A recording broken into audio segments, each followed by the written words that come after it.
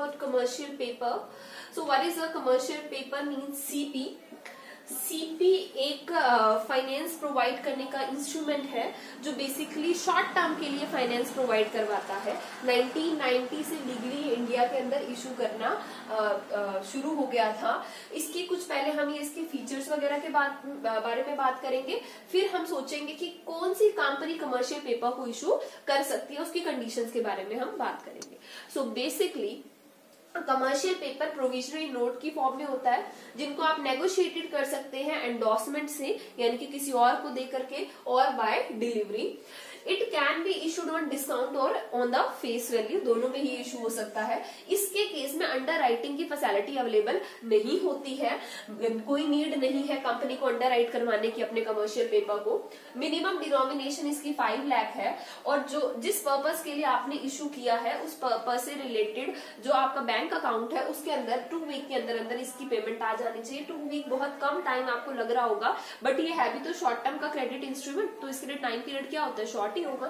Next है इसका period है वो 15 डे मिनिमम पीरियड है। अगर आप इसको एक्सटेंड करें तो 12 मंथ्स तक के आपको कमर्शियल पेपर अवेलेबल हो सकते हैं। नो ग्रेस पीरियड इसके अंदर, जैसे कि हम कहते हैं ना बिल ऑफ एक्सचेंज में वो 3 डेज का ग्रेस पीरियड आपको प्रोवाइड कर रहा है, लेकिन कमर्शियल पेपर के केस में आपको कोई ग्रेस पीरियड अलाउड नहीं होता। Commercial paper are totally unsecured, ये बिल्कुल अनसिक्योर्ड होते हैं, 5 लाख तक की मिनिमम डिनोशन में इशू होते हैं। तो कोई इसे क्यों खरीदेगा, कोई इन्वेस्टर इसे क्यों खरीदेगा, इसे बेसिकली डिपेंड करता है कि जो कंपनी इशू कर रही है उसकी गुडविल पर, उसकी रेपुटेशन पर। लार्ज फर्म, बड़े बेस पर काम करने वाली फर्म बेसिकली कमर्शियल पेपर को इशू करती है। अब जो कंपनी ने इशू करेगी उसकी कंडीशंस क्या क्या है। तो सबसे फर्स्ट कंडीशन है company generate profit on regular basis. एक ऐसी कंपनी इसको इशू कर सकती है जो प्रॉफिट को जनरेट कर रही हो, कैसे, on the regular basis. Next, अगर कोई भी कंपनी, नॉर्मल सी बात है, रेगुलर बेसिस पर प्रॉफिट अर्न कर रही है तो उसकी गुडविल क्या हो जाएगी, हाई, उसकी क्रेडिट रेटिंग क्या हो जाएगी, हाई। ठीक है। नेक्स्ट वन इज उसकी टेंजिबल नेट वर्थ, मींस आप ये लिख सकते हैं टेंजिबल नेट वर्थ से उसका मतलब है एक तरीके से आपकी फिक्स्ड एसेट्स। ठीक है, टेंजिबल को ही लेना है इसलिए मैं कह रही हूँ, एक तरीके से फिक्स्ड एसेट्स का वो पार्ट जो टेंजिबल है, ठीक है, वो आपका 4 करोड़ और अबव, मिनिमम आपकी लिमिट बता दी 4 करोड़ तक है तो आप कमर्शियल पेपर इशू कर सकते हो। ये मिनिमम लिमिट है, अगेन ये मैक्सिमम लिमिट आपकी नहीं है। Then next one is listed on stock exchange. जो भी कमर्शियल पेपर को इशू करना चाहती है कंपनी, वो लिस्टेड होनी चाहिए on a stock exchange. Next, borrowing standard account. अब ये बोरोइंग स्टैंडर्ड अकाउंट मीन्स उसका जो बैंक के साथ अकाउंट खुला हुआ है वो स्टैंडर्ड अकाउंट होना चाहिए। बोरोइंग का मींस उसका कोई भी इस तरीके से उसके ऊपर ये नहीं चल रहा होना चाहिए कि इतने मंथ से उसने अपनी पेमेंट नहीं की, ऐसा कोई केस उसके ऊपर नहीं होना चाहिए।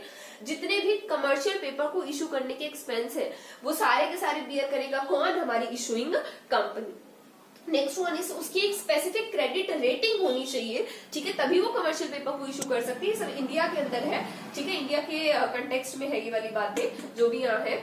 वो क्रिसिल में उसकी P2 होनी चाहिए और इकरा में उसकी जो रेटिंग है वो A2 होनी चाहिए। इस रेटिंग की अगर है कोई कंपनी तो ही वो कमर्शियल पेपर को इशू कर सकती है, अदरवाइज कोई भी कंपनी कमर्शियल पेपर को इशू नहीं कर सकती है। ये कुछ उसकी लिमिट्स है जो आपकी पूरी होनी चाहिए। अगेन ये जो लिमिट है 4 करोड़ वाली, ये मिनिमम लिमिट है, ये मैक्सिमम लिमिट आपकी नहीं है। यहाँ पर देखा जाए तो ये मिनिमम डिनोमिनेशन जो 5 लाख है ये मिनिमम आपकी लिमिट है, और ये जो 2 वीक के अंदर पैसे आ जाने चाहिए ये आपकी मैक्सिमम लिमिट है। यहाँ पर जो टाइम पीरियड है उसकी मिनिमम लिमिट है आपकी 15 दिन और जो उसकी मैक्सिमम लिमिट है वो है आपकी 12 मंथ्स। इशू ये डिस्काउंट पर भी हो सकता है, फेस वैल्यू पर भी हो सकता है, इसको अंडरराइट करवाने की कोई जरूरत नहीं है, and these are totally unsecured. इसकी जो इशूइंग कंपनी जो है उसकी गुडविल पर डिपेंड करता है। ये हमारे जो कमर्शियल पेपर का कंटेक्स्ट है 1990 से ये इंडिया के